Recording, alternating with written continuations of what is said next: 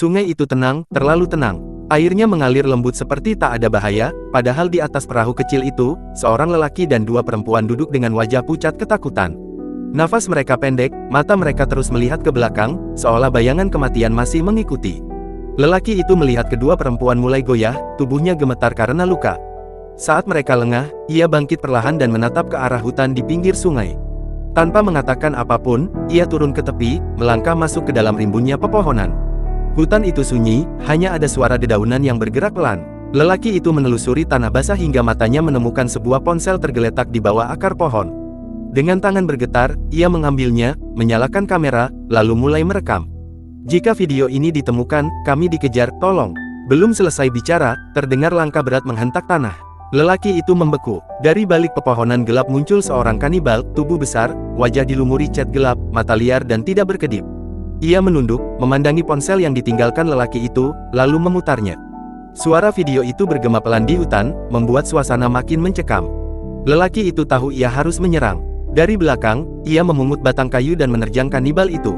Namun kanibal itu jauh lebih kuat. Ia menangkap serangan itu, memutar tubuhnya, dan mendorong pria itu ke lumpur. Kepala lelaki itu ditenggelamkan ke tanah berlumpur.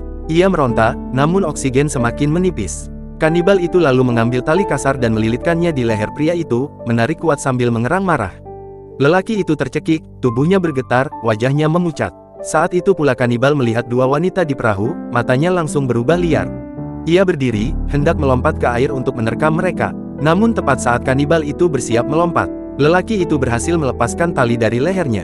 Dengan sisa tenaga, ia bangkit dan menerjang punggung kanibal itu. Mereka bergumul keras, tubuh mereka jatuh ke tanah dan memercikkan lumpur kemana-mana. Kanibal itu bangkit lagi, mencoba menusuk dengan pisau tulang.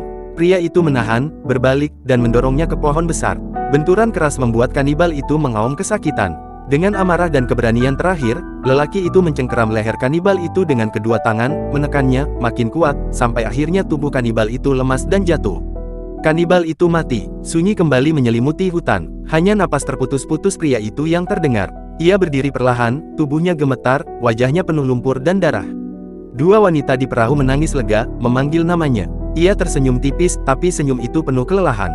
Ia tahu, jika ia kembali ke perahu, ia hanya akan memperlambat mereka. Ia tahu tubuhnya tidak akan bertahan lama. Dengan langkah pelan, ia mundur dari tepi sungai, memberi mereka kesempatan untuk kabur. Dua wanita itu berteriak menyuruhnya naik, namun ia hanya menggeleng pelan.